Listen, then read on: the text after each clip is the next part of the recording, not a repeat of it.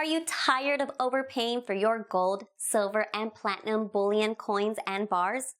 Then visit sdbullion.com today. SD Bullion was recently named the 177th fastest growing company in the United States by Inc. magazine. This is because they offer the absolute lowest prices in the industry and follow up with over-the-top customer service. So what are you waiting for? Go to sdbullion.com today and join more than 60,000 happy investors that save money on every precious metals purchase they make. Hey everyone, this is Elijah Johnson with silverdoctors.com, and back with us today is Steve St. Angelo from the SRSRoccoReport. Steve, thank you so much for joining us today. Yeah, Elijah, it's great to be here. Always interesting things to talk about, even though the metals have sold off these past few days, but a lot to talk about. Definitely. It is Tuesday, May 1st today, and I could get your perspective, because right now we saw a sell-off in the metals. Both gold and silver are moving down. Gold hit just right above 1,300, and silver is around $16, just slightly above that.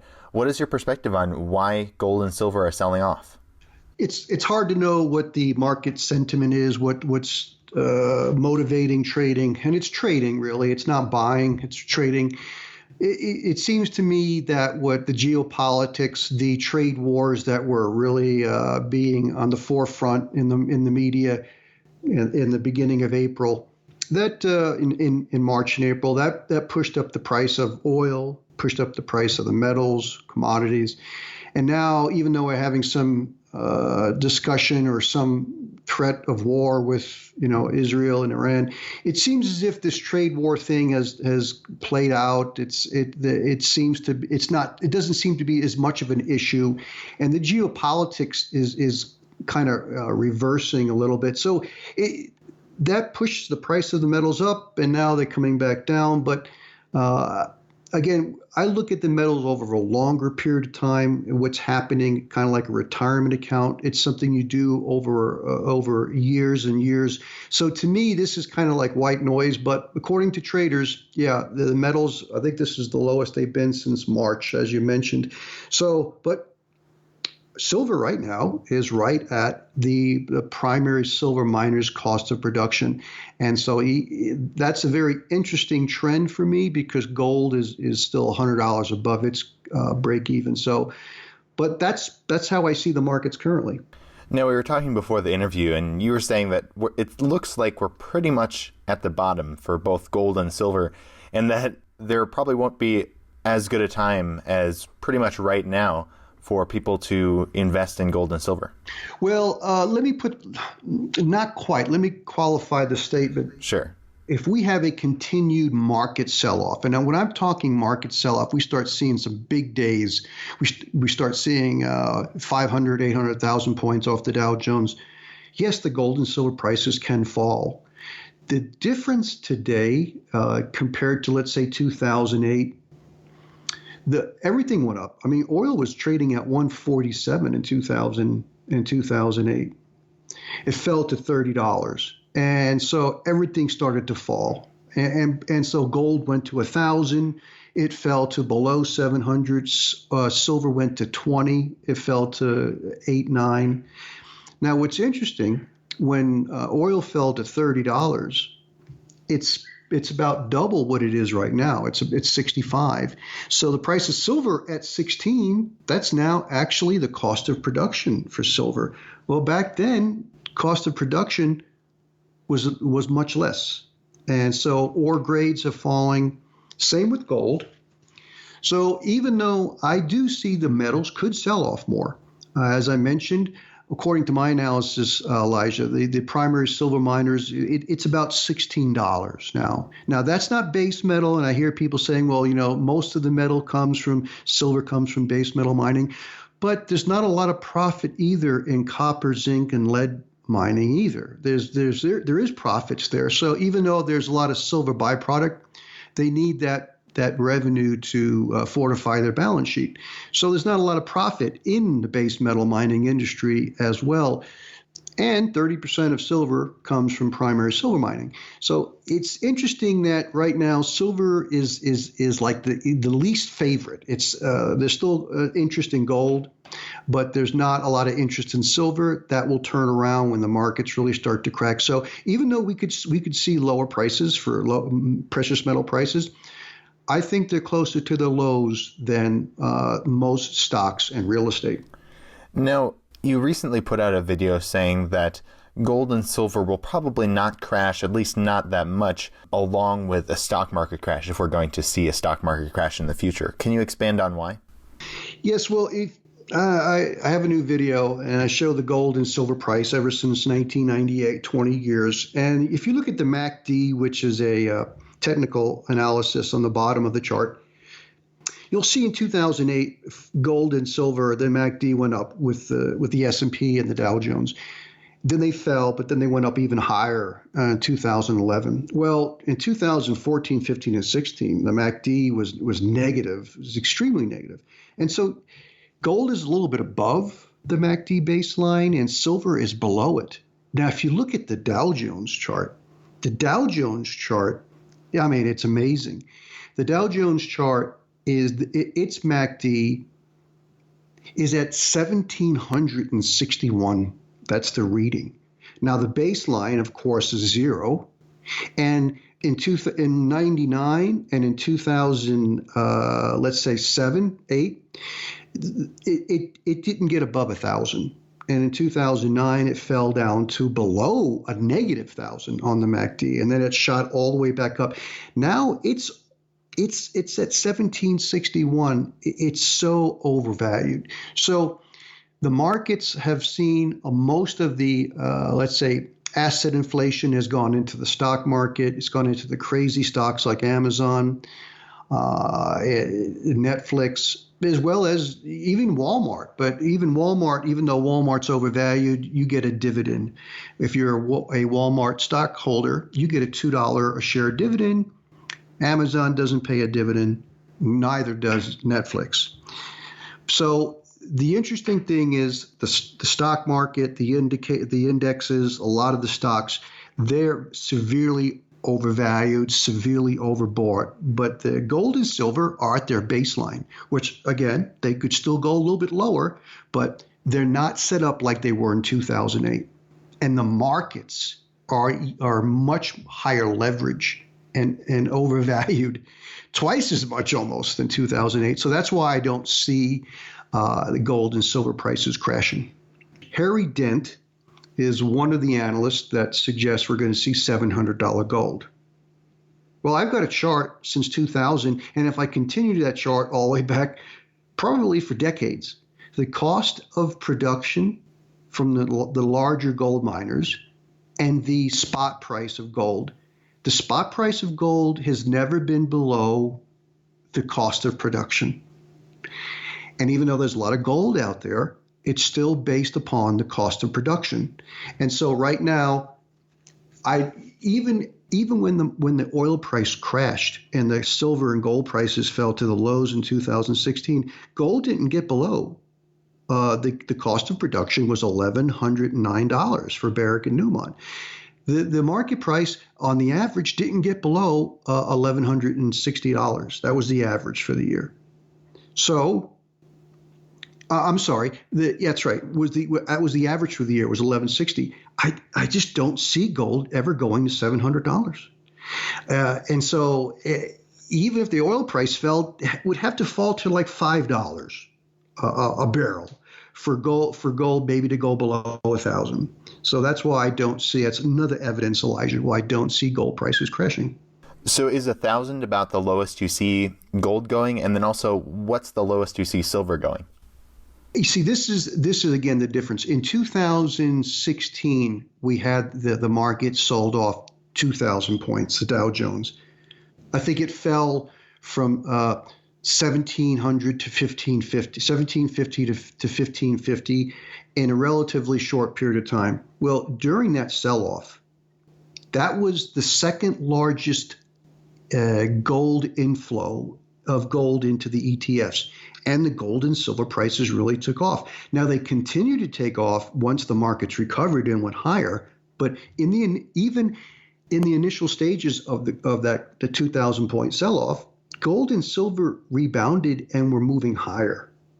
And then we had the second largest record of gold moving into ETFs. So this time around, I don't see the price of gold falling anywhere. Could it go to 1,000? Yes, it could. It's not impossible, but it's highly improbable because there's so much leverage in the markets now. I think investors, when they realize when the markets really start to crack, they're going to protect in gold and silver. They're just, a certain amount of investors are waiting for that time. And right now, we're still hovering at this 24,000 level in the Dow Jones. So investors are complacent. But when we start to see that really start to fall apart, that's when you're going to see a demand and the price for the metals move higher. Now, moving towards the U.S. exporting of gold and also the U.S.'s own domestic production of gold, you wrote an interesting article about this.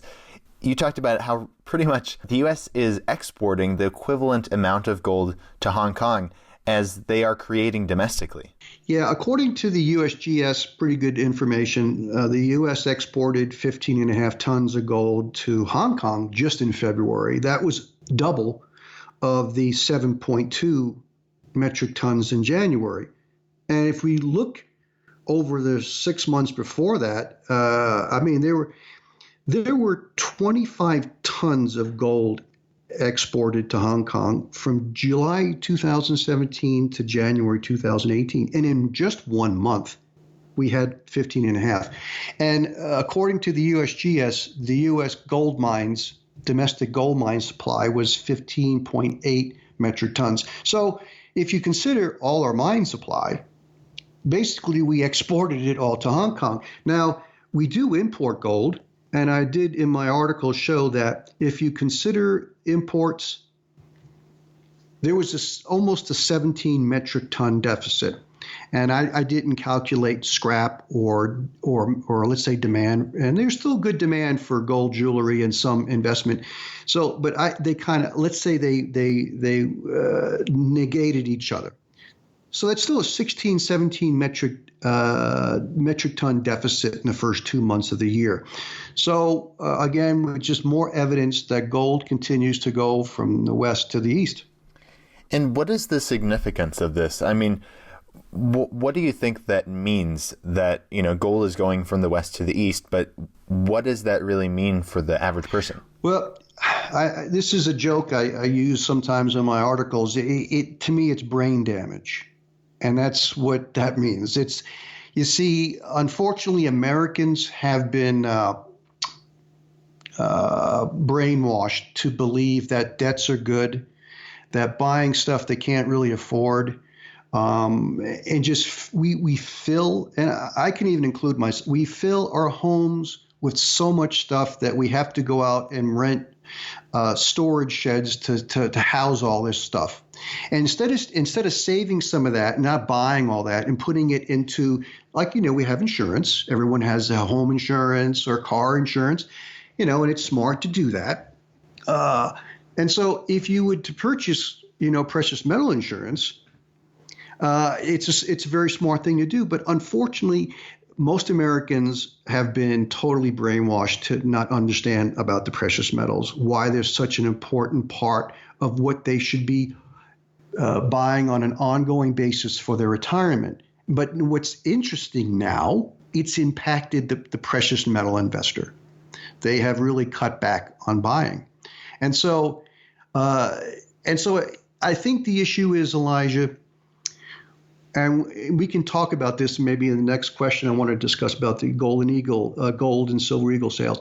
But sentiment now, to me, when I see this kind of sentiment, we're getting towards a bottom because we're seeing so much leverage in the markets. I mean, the NYSE margin debt, which is now also the total FINRA margin debt in the markets, it's almost at a record high. And so that means the investors are using margin to purchase stocks. They're using over $650 billion worth of margin. Now, it's one thing to margin when the stock market is at $7,000 back in 2009. And it's another thing to use margin to buy the stock market when it's now at 24,000. That's completely insane to use margin when we're at a top. So I think we're at the top of the broader markets, and we're getting the sentiment now, especially in silver in the West, is at an all-time low. So this is not something that's a bad. It's not a bad sign. It's a good sign. Even no one ever buys. The public never buys when they should be buying, or the precious metal investors should be buying when there's no interest, when sentiment is low. That's when you should be buying.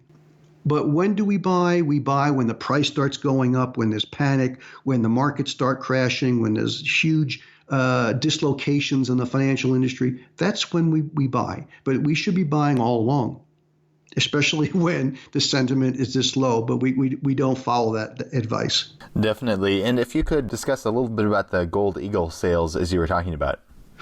Yeah, what's interesting, Gold Eagle sales were about the same for decades. Some years less, some years more. I've got a chart here. Let me see if I can pull it up. Yeah, they ranged below 10 million a year from 99 to 2007. They were a little bit less from in the 90s. But, in the 2000, they were averaging close to 10 million a year. And then all of a sudden something changed, Elijah, in 2008. The market looked like it was going to fall apart. And so investors got spooked. They started buying silver eagles as well as gold eagles, but they were buying a lot more silver eagles. And over the next 9 years, buying of silver eagles continued to trend higher. It peaked in 2015 at like 47 million, fell in 2016 to 37 million, and then really fell last year to I think about 18 million. And this year it's fallen even worse. Now, but what's interesting, that amount of buying went on for that long. It went on for 9 years. I looked back during the heyday of the 70s bull market in gold and silver. Buying really for the public didn't really come in the last year or two, especially the last year. And then even with investors, they really didn't start buying silver until the last few years. And then we had the sell-off. But what happened, investors came back into silver in 82 when the price bottomed at about $4.98, and then it jumped up. In 83, it jumped up 3 times to $15. So there was a lot more buying going on in that year and a half. And then it fell off, and it kind of went nowhere for about 2 decades. This is a different setup this time around, and that has to do with the energy. But again, it just goes to show you how much more buying there were by investors in silver over this 9-year period, better than any other time, even during the huge inflation in the 70s. But I do believe this current sell-off or this current slowdown in silver eagle buying is just temporary, because again, there's just way too much leverage in the markets, and there's just not much out there to protect your wealth. So I do see when the markets start to really roll over, we're going to see buying again of the silver eagles, gold eagles. Definitely. And so you talked about how the demand right now for the gold eagles is way down this year. What about the silver eagles? Silver eagles for the first 4 months, 2016, were almost 19 million. We had a very big January in that year, but they were doing 4 million ounces a month.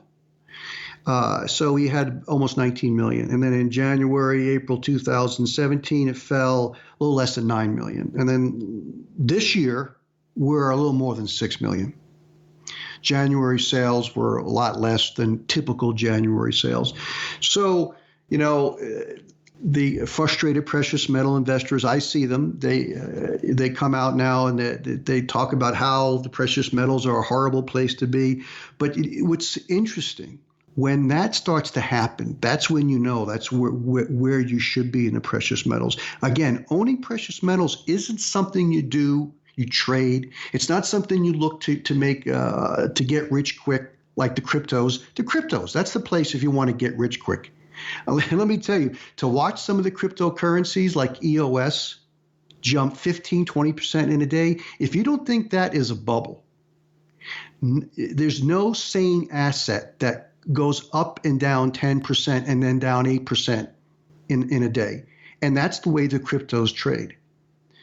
If you're good at trading cryptos and making money off cryptos, great. But that is not something that is a long-term store of value. The precious metals will always be that. So right now, to see Silver Eagle sales a little more than 6 million for the last 4 months is a good indicator that market sentiment is getting to the bottom. Right at the exact same time, the bullish sentiment in the markets is at a top.